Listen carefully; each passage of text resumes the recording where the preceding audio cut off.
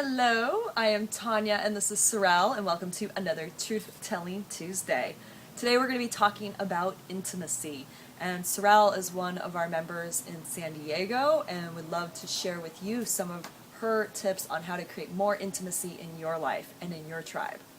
Great. I would love to do that because for me, intimacy is part of the underlying foundation of a fully lived life. I mean, you can't experience life without being intimate with it, right? Yes. So, for me, it's been a journey, actually. It's a very poignant topic for me because I was not intimate with life. It's been really something I've come into in the last couple of years. So, for me, the tips that I would recommend that I've really experienced a lot of change with are getting really in touch with myself internally, because oftentimes we think of intimacy as a connection to something outside ourselves, right? So with people, with our children, with our intimate partners.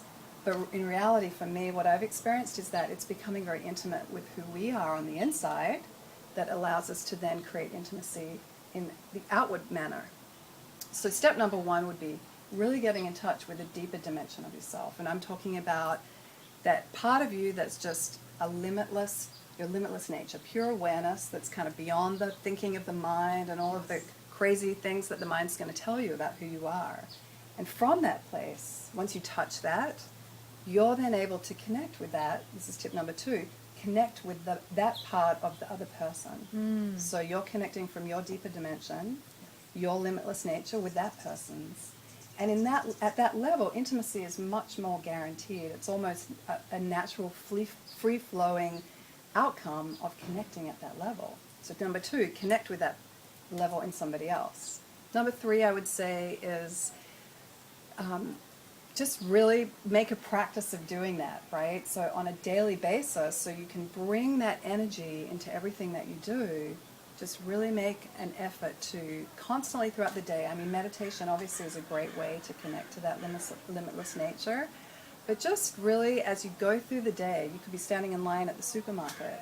You could be, I notice myself even just in very basic things, bringing this awareness of my deeper nature, just walking down the street. And when you start really flexing that muscle and just not just sitting on a meditation stool, but in every manifestation of your life, you bring intimacy to everything that you do, right? It could be standing, I mean, imagine that, standing in the line at the supermarket. You can develop intimacy with the present moment by coming from that dimension. Awesome. So there would be my three tips. So here nowing is basically the capacity to speak the truth in the moment about your experience. You're seeing, you're hearing, your sensations in your body. Because if you start to notice what we talk about, so much of it does not relate to what's actually happening in the here and now. So it sounds so basic, but it's really very difficult. So we'll practice and I'll show you how it is. So one person is going to just speak about their experience in the moment, what they're seeing, hearing, and feeling in the body. The other partner's role is to just stand there, open like the sky.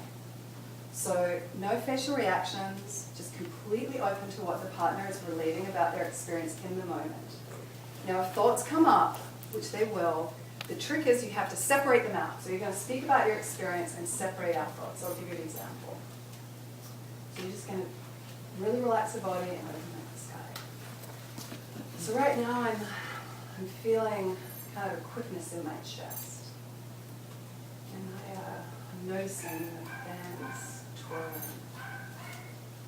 I'm hearing the dog barking.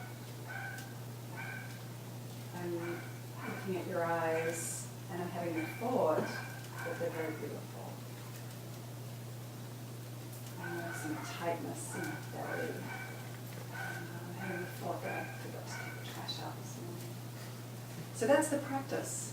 Now I know it sounds ridiculously, almost stupid, basic, but if you do this with your partner for 30 days, you create an intense foundation of speaking the truth of your experience in the moment, and the partner learning to be receptive without emotional reaction.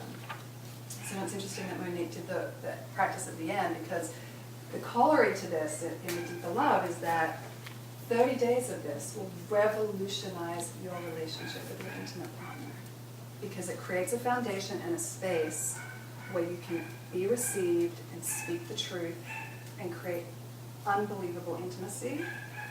And there's actually practice that once you've done this for 30 days with a partner, you can start a practice called withholds, where you will come up to your partner and say, I have a withhold to share. Are you willing to hear? And they can say, yes, I am, or no, not at this time. If they say yes, you can share the withhold. Open like the sky, they can receive it, and then the agreement is you walk away.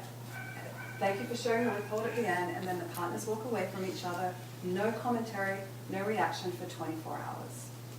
But you can't do this kind of intimate sharing without the capacity to speak the truth of what's happening in the moment and receive it. And intimacy comes from that place.